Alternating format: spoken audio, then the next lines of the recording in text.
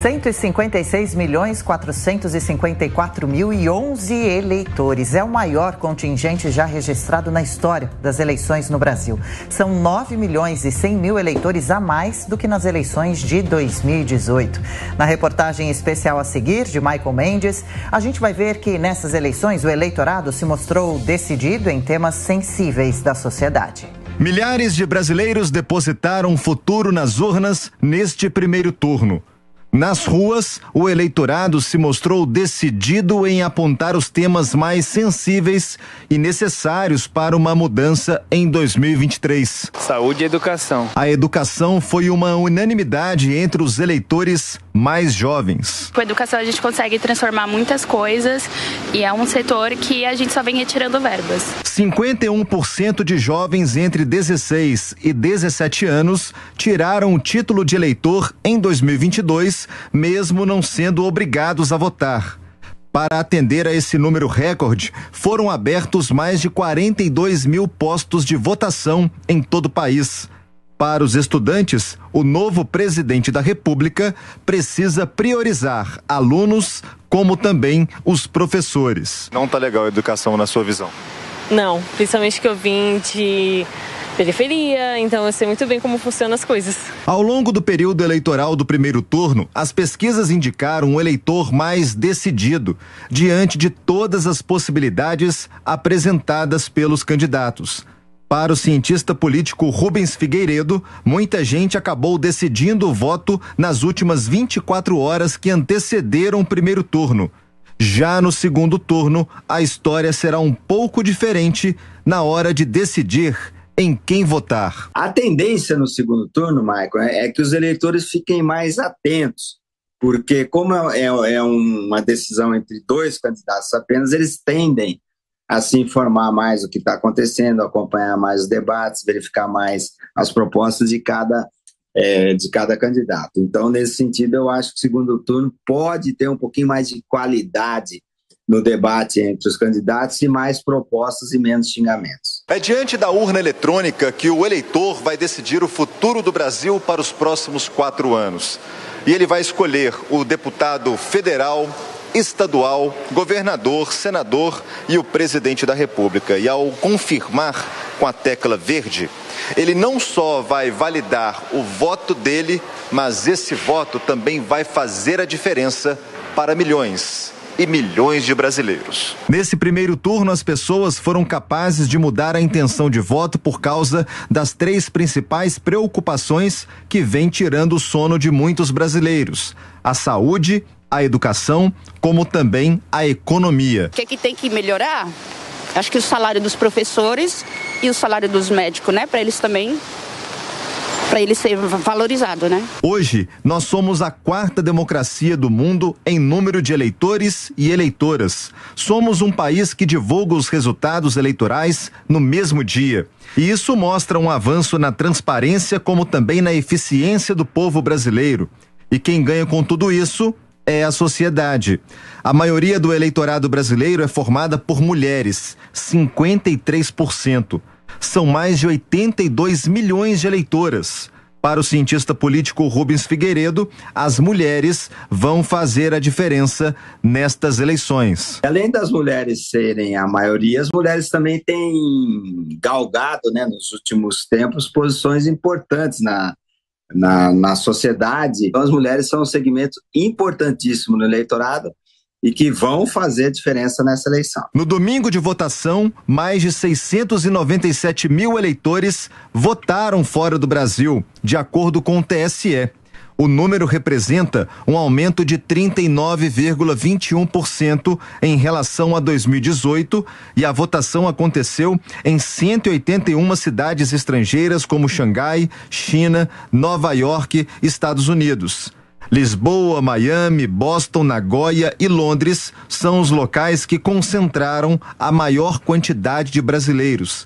E mais uma vez, as mulheres também foram a maioria dos eleitores que moram em outros países. Nas 181 cidades estrangeiras concentraram 408.055 eleitoras, isso representando um contingente de 58,54%. O número de homens chega a 289.023, contingente de 41,46% de eleitores. E a faixa etária é de 35 a 44 anos. Os eleitores vão eleger novos deputados federais, estaduais, senadores, governadores, como também o presidente da República. Alguns vão disputar o segundo turno no próximo dia 30 de outubro. Mas uma coisa é certa: o voto nos temas essenciais para a sociedade já está depositado nas urnas. Bom, girando as nossas comentaristas, Amanda Klein, o perfil desse eleitor que vai às urnas e os temas que foram discutidos na campanha até esse primeiro turno. Tiago, você sabe que eu estava procurando, ontem saiu uma pesquisa do Antônio Lavareda, que você conhece muito bem, é um dos pesquisadores mais experientes do Brasil, e ele se debruçou, uma das perguntas da pesquisa foi justamente sobre os temas de interesse do brasileiro. E o que mais me chamou a atenção foi que os temas sociais, e é isso que o Lavareda ressalta também, tem até uma prevalência sobre os temas econômicos. E a corrupção, que era uma prioridade em 2018, agora aparece lá na lista em 7º ou 8º lugar. Então, os brasileiros entrevistados pelo Lavareda, né, por esse termômetro de campanha, que é como ele chama essa sequência, essa rodada de pesquisas que tem feito ultimamente, 26% dos eleitores respondem que educação é a principal preocupação, 21% dizem que é saúde, 17%, aí esses são os dois temas sociais. Aí nos temas de economia aparecem já em 3º lugar, inflação e custo de vida com 17% das menções, desemprego com 12%, fome e miséria com 9%, né? Fome e miséria ainda pode ser incluído como um tema social, violência com 5% e aí vem corrupção com 5%.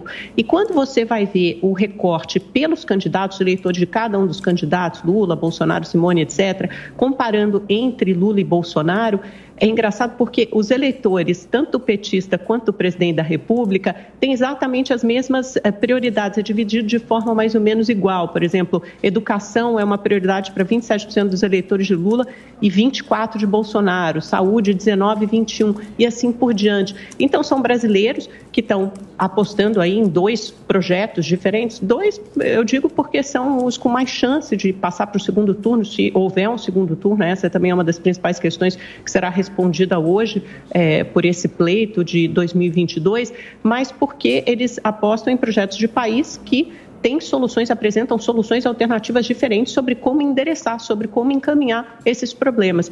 Então, a resolução para esses problemas, melhor dizendo.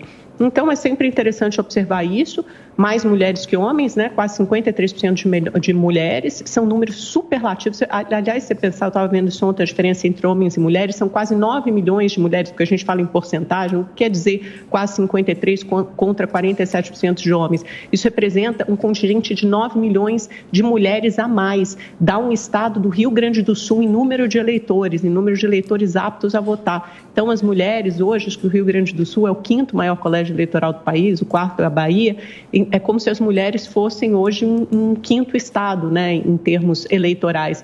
É interessante observar essa diferença.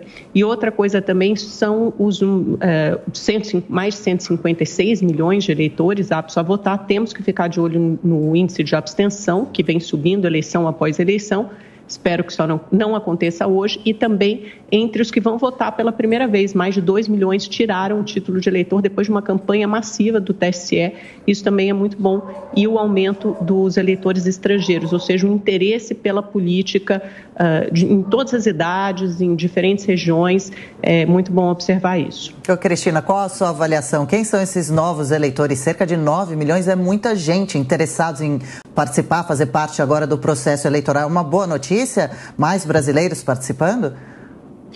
Eu, pessoalmente, não sou tão adepta assim desse aumento no eleitorado, da euforia em função desse aumento do eleitorado jovem, porque eu tenho filho, inclusive, de 16 anos, que optou por não tirar o título, ainda não se sente preparado. Eu acho que, claro que há jovens e jovens, mas a maior parte dos jovens dessa faixa etária está preocupado com outras coisas ainda, muito pouco informado sobre o país. Então, eu não gosto da ideia de eleitor mal informado chegando na urna. E a gente sabe como esses jovens estão vulneráveis em termos de manipulação das mentes e de doutrinação mesmo. Eles passam por um processo, infelizmente, muito triste E isso é generalizado pelo Brasil, é nas capitais, é no interior. A gente noticia muito, eu especialmente na Gazeta do Povo trabalho com essa temática também. Então a gente noticia muito, recebe muitas denúncias de doutrinação e nos últimos tempos, infelizmente, doutrinação política em sala de aula. Então não foi só ideológica, num termo mais amplo, mas política mesmo, tentando direcionar votos.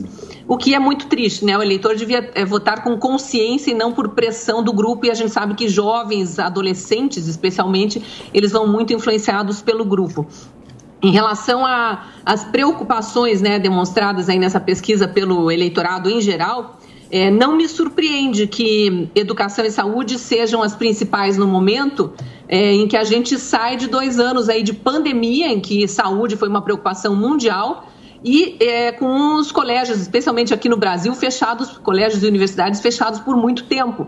Tanto que os testes de nível de aprendizado que estão sendo aplicados agora estão todos com índices piores do que já eram, e o Brasil nunca foi bom, ou nunca, né, nos governos mais recentes, nunca foi bom em índice de qualidade da educação. Então, é importante que o eleitor mesmo esteja vendo isso como prioridade. Eu só queria fazer uma observação, a reportagem mostrou uma fala de uma jovem, abre aspas aqui, porque eu anotei o que ela falou.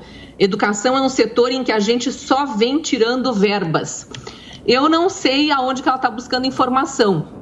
Agora, houve sim, acho que até antes da pandemia, um contingenciamento de verbas de vários setores, não só da educação, mas isso é normal, todos os governos fazem. Talvez ela tenha sido influenciada por manifestações organizadas por sindicatos na época, tentaram fazer um barulho aí, houve até quebra-quebra nas ruas, quando a demanda era por educação e estavam lá destruindo agências bancárias, aquelas coisas que a gente vê, aquelas arruaças em algumas passeatas. Mas depois isso voltou para os setores aí, e vários dos setores que tiveram contingenciamento de verbas depois foram sendo liberados, como acontece praticamente em todos os governos. Mas por que houve isso nesse governo especificamente? Porque esse governo enfrentou uma pandemia e precisou direcionar verbas para a saúde.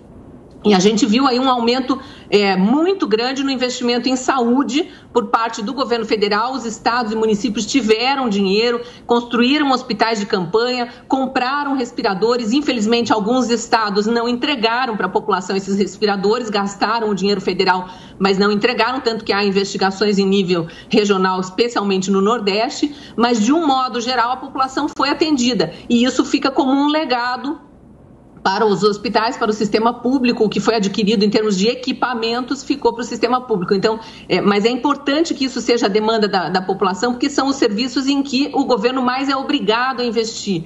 Tanto educação quanto saúde, a verba é carimbada, que eles falam, né? Então tem um percentual em que o governo é obrigado a investir. E só um último comentário em relação à corrupção, para mim me parece natural também que ela tenha caído para a 7ª ou 8ª posição, porque o brasileiro não é mais bombardeado diariamente com notícias de corrupção como era em governos recentes aí. Eu mesma cansei de cobrir casos em que 2 ou 3 ministérios eram atingidos por denúncias gravíssimas ao mesmo tempo. Então as investigações por parte da imprensa também, e da polícia e do Ministério Público eram intensas e diárias. E a gente não tem mais visto isso com essa regularidade, um ou outro caso aqui ou ali, nenhum comprovado até agora, investigações ainda em andamento. Então a percepção do eleitorado vai em função também do noticiário que ele vai acompanhando.